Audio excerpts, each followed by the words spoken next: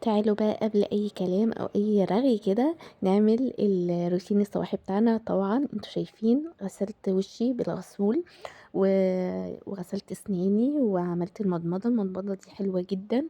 والمعجون بتاع الاسنان ده يا جماعه ده الدكتور قايل لي عليه. تعالوا بقى عملت كريم اللي هو المرطب بتاعي ده بنسينول، ده من زمان جدا بستخدمه، وده انسب حاجه لبشرتي وخفيف على البشره ومرطب حلو جدا. انا بشرتي دهنيه. هنا يا جماعه البلاشر ده بجد يا جماعه اسوأ حاجه جبتها، وحش جدا والله العظيم. بحط كميه كتير جدا على بشرتي. ما بيقعدش دقيقتين وبلاقيه اختفى. ومع اني مش رخيص، يعني انا جايباه ب100 وحاجه، يعني كنت جايباه ب140 او 100 حاجه و30، فما كانش رخيص. فوحش جدا جدا ومش هجيبه تاني، فقلت ايه خلاص هستخدمه كده في البيت وخلاص. مش مشكلة بقى. الليب تانت ده يا جماعة بجد خطير وتحفة، ما باقدرش أستغنى عنه خالص. يعني دايمًا باحطه في البيت، أو مثلًا لو هاخرج مثلًا أو خارجة مثلًا خروجة كده سريعة وعاوزة حاجة خفيفة خالص باحطها. بيدّي بُصّوا نفس لون الشفايف، بس بقى إيه على لون حلو وجميل. body splash ده طبعًا الصباحي بتاعي ما أقدرش أستغنى عنه تمامًا. هنا بقى خلاص بقى بُصّوا عارفين إحساس إن الشقة كلّها نضيفة وأنتِ كده نضيفة وعاملة الskin care بتاعِك ومرطّبة كل حاجة، وكل حاجة ريحتها حلوة وكل حاجة ريحتها نضافة. أنا كنت حاسة الإحساس ده تمامًا. هنا بقى خلاص هاعمل كده النسكافيه بتاعي. الصراحة ما كنتش حابة إن أنا أفطر خالص. يعني ما كانش ليّا مزاج إن أنا أفطر، فقُلت هاعمل كده النسكافيه وإيه، وهاخرج البلكونة كده هنقعد نرغي مع بعض كده شوية. وده حبيت يكون فيديو مختلف عن كل الفيديوهات، يعني يعني إيه كده فيديو كده في وسط الفيديوهات كده يكون كده إيه، غير المعتاد بتاعنا اللي هو كله تنظيفات. فحبيت إن أنا أقعد أدردش. لو في أي موضوع حابين أتكلم فيه قولوا لي. ويا ريت يعني فيديو زي الفيديوهات دي يكون عجبكم برضه قولوا لي عشان يعني أحب أكرر الموضوع تاني، مش على طول بس كل فين وفين كده نفصل مع بعض شوية. تمام. يلا بقى ايه عاوزين نشوف هنعمل ايه.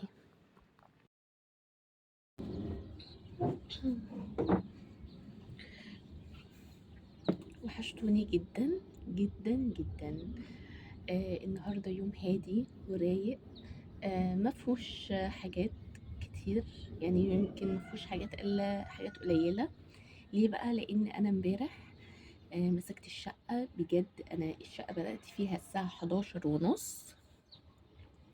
الساعه 11:30 يعني الظهر او كده. خلصتها قبل المغرب. هتقولوا لي عملتي ايه في الشقه؟ حرفيا مسكت الشقه نضفتها تنظيفه، يعني جبتها من فوق لتحت وكنستها كلها ومسحتها. يعني بصوا التنظيف الاسبوعي، يعني مش اللي هي التنظيفات العميقه، لا اللي هي التنظيفات الاسبوعيه. بس بجد كانت الشقه قبلها بيومي، لاني انا قبلها بيوم لإن أنا ما روّقتش فيها أي حاجة خالص لظروف ما يعني، فطبعًا لمّا بتتساب يوم لأ، بتبقى خلاص الدنيا بتنهار. فامبارح بقى مسكتها نضفتها تنضيفة كويسة، ويعني الشقة الحمد لله ما فيهاش أي حاجة غير بقى إيه، اللي هي السرير مطرح ما إحنا ما كنا نايمين، مثلًا مطرح الفطار، مطرح مش عارفة إيه. المهم النهارده بقى هيبقى اليوم معاكم هادي رايق، حتى قُلت حبيت إن أنا أرغي معاكم، وبقيت أحب إن أنا أتكلم معاكم جدًا، وباحب أرغي معاكم لإن بقى في تفاعلات في الكومنتات، فده خلّاني إن أنا طول الوقت حابة إن أنا أتكلم معاكم.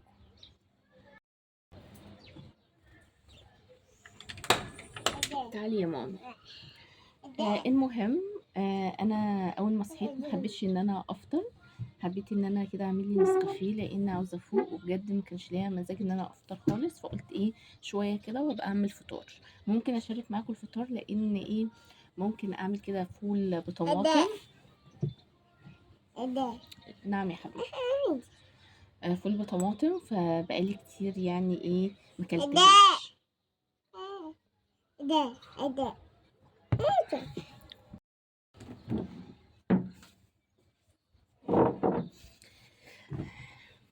أنا فصلت معاكم ورُحت عملت لها كوباية شاي بلبن عشان كانت شربتانه في النسكافيه بتاعي، لأ ما باشربهوش ليها.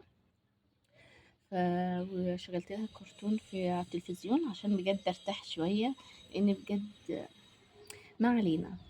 المهم كنا بنتكلم في إيه، كنت باقول لكم على الشقة إن أنا خلصتها والحمد لله والدنيا هادية معايا النهارده.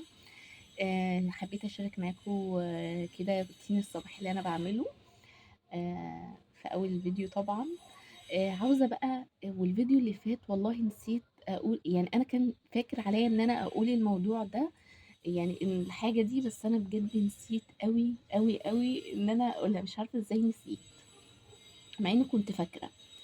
عاوزة أشكر يعني واحدة اسمها عزة أبو حسين تقريبًا، هي قالت لي في الكومنتات على موضوع الغسالة، بجد وقسمًا بالله أنا دعيت لِك دعوات بجد روحي ربنا يكرمِك، ربنا بجد يعني يرزقِك ما تتمنيه، بجد ربنا يرزقِك بكل اللي نِفْسِك فيه. بسبب موضوع الغسالة أنا كنت باقول إن الغسالة فيها يعني الغسالة يعني بُصّوا يا جماعة، أنا هاقول لكم برضه حاجة حصلت برضه في الموضوع ده، لإن بجد ده كان من كرم ربنا عليّا. برضه من ثم comment عزة ده يعني بجد هو اللي نبّهني لحاجة زي كده. أنا باشغّل الغسالة، لقيت الغسالة اللي هي بُصّوا شايفين اللي هي بتزن، يعني أنا يعني هي متوصّلة بالكهربا، أشغّلها بتزن، تمام، آجي أفصل الكهربا تروح فاصلة. معنى كده إن المشكلة مش في الكهربا، المشكلة هنا في الغسالة، لإن الغسالة أهي واصل ليها الكهربا، طَب في إيه؟ تمام، فأنا خلاص عارفة إن خلاص موصّل ليها الكهربا، ما جاش في بالي خالص إن الكهربا فيها مشكلة، يعني أنا ما جاش، يعني هي قالت لي إيه، طَب أنتِ جرّبي في فيشة تانية، يعني already لمّا رُحت جرّبت فيشة تانية الغسالة اشتغلت عادي جدًا. طَب إزاي يعني بُصّوا سبحان الله، بُصّوا بقى، أنا أول ما حصل الغسالة دي أنا عاوزة أقول لكم إن أنا اتنكدت نكد ما بعده نكد، وكنت متضايقة جدًا، وكنت بُصّوا كنت على آخري، وكنت خايفة جدًا لإن الغسالة غالية أوي. يعني LG 9 كيلو دلوقتي ما شاء الله تلاقيها غالية، يعني تلاقيها حاجة و40.000. والغسالة برضه هي مش أي غسالة، يعني غسالة نوعها LG وأنتم عارفين يعني الLG كويس جدًا وحلو نوعه حلو، ومن الحاجات برضه الغالية، تمام. فأنا يعني أنا خُفت، طَب اللي هييجي من الشركة هيصلّحها طبعًا التصليح بقد كده. فبأمانة، بأمانة والله العظيم هاقول لكم إن أنا قعدت أصلّي على النبي بنيّة إن ربنا يشغّل لي الغسالة، أنا مش عارفة إزاي هي باظت قدّامي أهي بس شغّلها لي، أنا خايفة. فقعدت أصلّي فعلًا على النبي بالنيّة دي. فراحت عزّة قالت لي لمّا أنا نزّلت لكم الفيديو و ونزل الفيديو وعزّة دي ردِّت عليّا بجد ربنا يكرمِك يا رب، ربنا يكرمِك ويوسّع بُصّي عليكِ ويرزقِك كل حاجة نِفْسِك فيها. قالت لي على بصوا حاجة بسيطة جدا ما كانتش في بالي، هي قالتها لي. بجد انا حاسه ان روحي ردت فيا. انا عاوزه اقول لكم حتى الغساله دي لما حصلت ما قلتش لجوزي، قلت ان شاء الله ربنا هيشغلها لي. يعني انا حتى ما قلتش له لجوزي لاني انا واثقه ان ربنا هيشغلها لي. انا عاوزه اقول لكم قعدت اصلي على النبي ان بنيت ان ربنا شغل لي الغساله، مع ان الغساله والله يا جماعه وصل ليها الكهرباء، والله العظيم وصل ليها الكهرباء. وهي يعني بصوا، اول ما شغاله يعني انا قلت لكم على الزرار ده، بدوس عليه الكهرباء الغسالة بتزن. تمام. بارجع تاني، آجي أفصل عنها الكهربا تروح يعني زنة الغسالة بتفصل، معنى كده إن الغسالة ما بتقومش أصلًا، الكهربا واصلة لها وما بتقومش. ف فالحمد لله، الحمد لله، الحمد لله، الحمد لله، اللهم لك الحمد والشكر ليك يا رب إن أنت شغّلتها لي. أنا طلبتها منك وشغّلتها لي، وربنا يكرمِك يا عزة لإنِّك أنتِ سبب إن أنتِ نبهتيني لحاجة زي دي.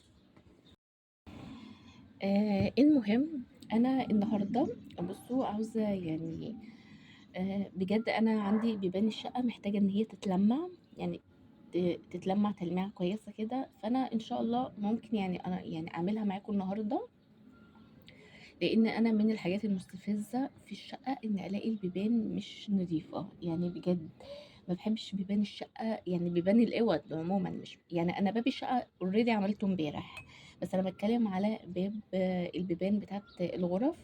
بجد أنا محتاجة إن هي تتنضف. أنا عاوزة أقول لكم كان الزنك أوليف ده بتاع بنتي بتاعة السلوخات طبعًا كلنا عارفينه. أنا كنت سايباه مفتوح مش واخدة بالي وسِبته مفتوح، فخرجت الصالة يعني أجيب حاجة، دخلت لقيت بنتي بُصّوا مبهدلة لي بيه الباب، بجد مبهدلة لي بيه الباب. أنا بقيت واقفة مصدومة، يعني أنا والله زعلي مش على الكريم، أنا زعلي على الباب.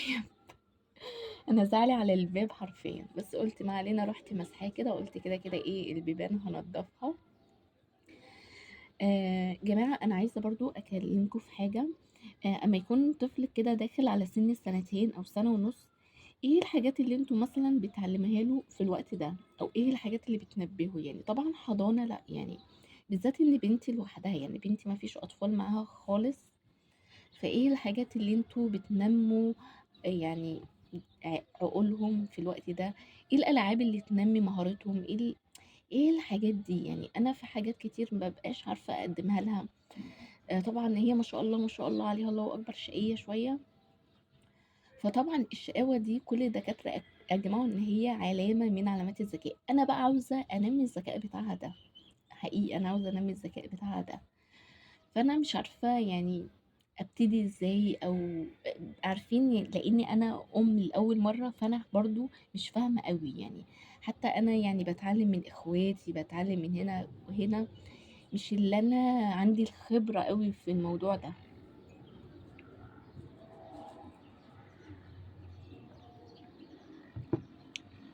آمم كنت عاوزة أقول لكم على كذا حاجة، بس والله يا جماعة أنا فتحت الكاميرا وفي حاجات كتير آآ بجد طارت من دماغي. عاوزة أقول لكم امبارح كنت باتكلم أنا وأختي، كانت كنا بنتكلم وبتقول لي على أذكار الصباح والمساء، بتقول لي أنا يعني هي ما شاء الله يعني بتسوق، بتروح تودّي بنتها المدرسة، فبتاخد عربية جوزها يعني بتسوق بتودّيها، هي بتعرف تسوق ما شاء الله عليها. فهي بتقول أنا صراحةً من ساعة ما بدأت أسوق وأنا بقيت أقول أذكار الصباح، بتقول أنا ما شاء الله حسيت بتسهيل كتير، يعني حسيت إن في حاجات كتير بتتسهل ليّا. فأنا قُلت لها الصراحة أنا ما باقولش أذكار الصباح والمساء، بس أنا يعني مثلًا مُعتمدة إن أنا مثلًا باقرأ حاجات معيّنة يوميًا، وباقول ذِكر معيّن، باصلّي الفجر مثلًا، باقول ذِكر مع صلاة الفجر، باحس يعني أنا باحس إن الموضوع ده يعني كفاية، يعني مش لازم أذكار الصباح، مش عارفة أنا باحس كده. بتقول لي: "لأ، يعني أذكار الصباح مهمة جدًا، فأنتم قولوا يعني أذكار الصباح مين بيقولها ومين ما بيقولهاش، ومين مثلًا الدنيا بتتسهّل معاه." طبعًا كل المشايخ أجمعوا إن أذكار الصباح والمساء دي لازم تقولوها، صراحةً أنا ما باقولهاش، يعني لإن أنا مُعتمدة على حاجات تانية، فأنا باقول إن هي كفاية يعني يعني مش لازم إن أنا أقول أذكار الصباح والمساء. دي حاجة.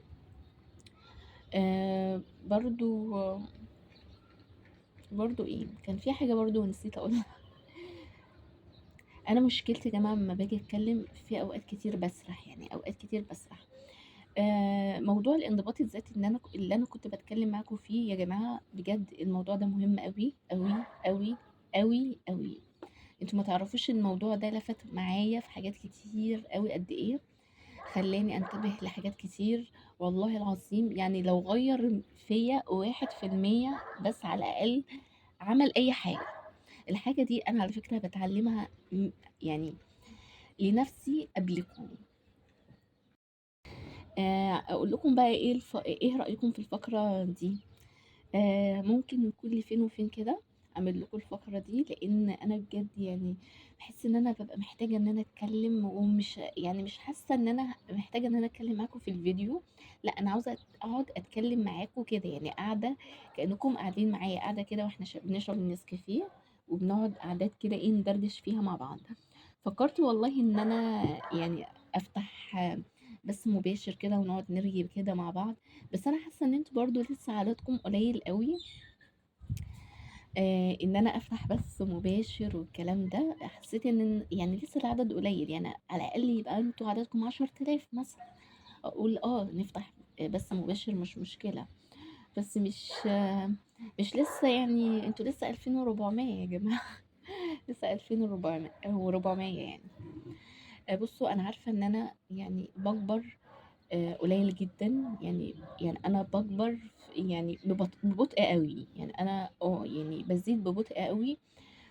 بس أنا بُصّوا، الحمد لله، الحمد لله إن أنا يعني بتعبي، يعني يعني أنا عمري ما رُحت والله العظيم من ساعة ما فتحت القناة، عمري ما رُحت لحد وقُلت له بعت له الlink بتاعه، قُلت له زوّد لي مشاهدات أو اشترك لي في القناة. أنا بُصّوا الصراحة عملتها يعني مع أختي بس، دي أختي طبعًا فاتحة قناة، دي أنا باقول لها مثلًا انشري لي link عندِك، لأختي فقط. بس عمري ما رُحت مثلًا لكومنتات اعملي لي، ادخلي لي، أو في ناس، أنا سمعت إن في ناس بيعملوا أكونتات fake وبيزوّدوا المشاهدات عشان يحققوا الشروط. بُصّوا، أنا دايمًا باحب الحاجة تكون من تعبي وبمجهودي، لو ما جاتش بتعبي ومجهودي ما باحسّش بطعمها. لازم الحاجة تكون بتعبي ومجهودي. في حاجة أنا لاحظتها، إن أنا إيدي يا جماعة في الكاميرا بتطلع وحشة جدًا، جدًا. بجد والله أنا إيدي مش وحشة للدرجة دي، بتيجي في الكاميرا بتطلع مش عارفة ليه، بتطلع وحشة أوي كده ليه؟ بس ما علينا يعني، مش مشكلة.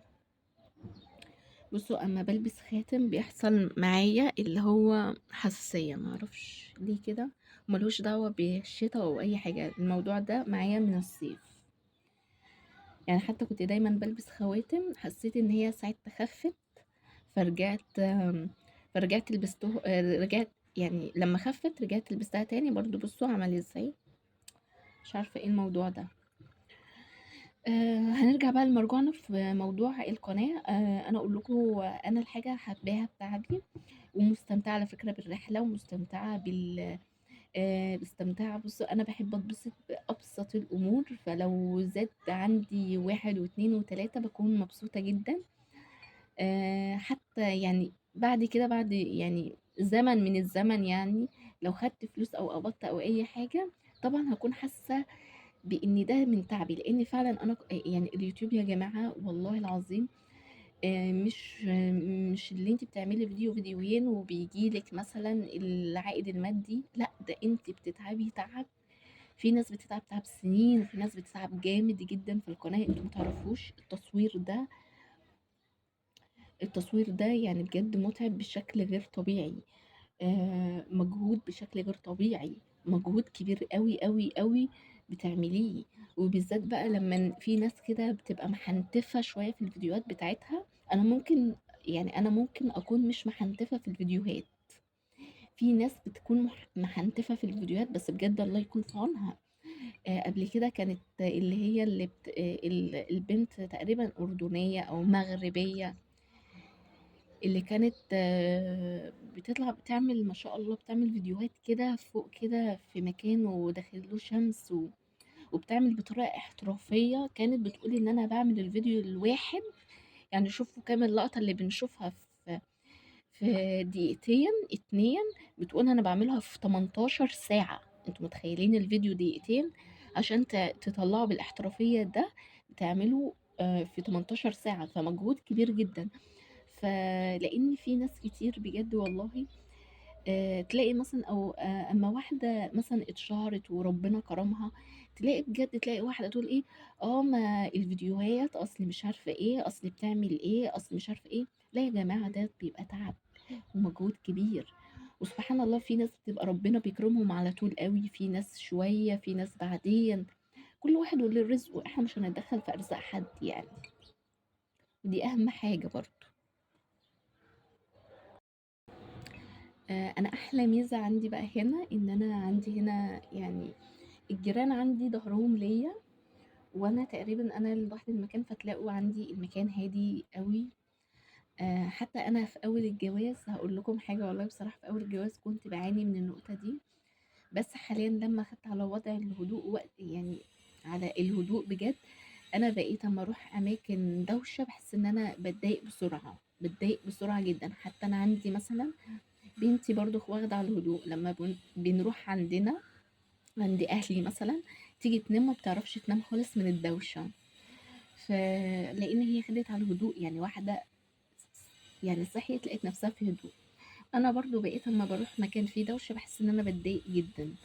فتحس ان انا برضو يعني ايه، بقيت واخده على موضوع الهدوء قوي. المهم معلش بقى، نستضيف كده معانا ضيفه ممكن تدوشنا بصوتها. انا مش عارفه بقى خلاص هتكلم معاكم اصلا في ايه، بس تقريبا برضو ان انا يعني حبيت ان انا ادردش معاكم شويه. وبجد شكرا على كلامكم الحلو، شكرا على تشجيعكم، شكرا على كل حاجه بتقدموها ليا من كلام. يعني بجد كلامكم بجد بيفرق معايا جدا، والله العظيم كلامكم هو اللي بيخليني اقوم اعمل فيديو. انا حقيقي ما كنتش محضره للفيديو ده، بس انا صحيت كده حسيت ان انا محتاجه اتكلم معاكم. حسيت ان انا عاوزه بجد، محتاجه ان انا يعني اللي هو ايه، انا يعني حاسه ان انا كده محتاجه ان انا اتكلم في حاجات كده معينه، او مثلا محتاجه ان انا افضفض معاكم، مش هتكلم في حاجات معينه، افضفض معاكم.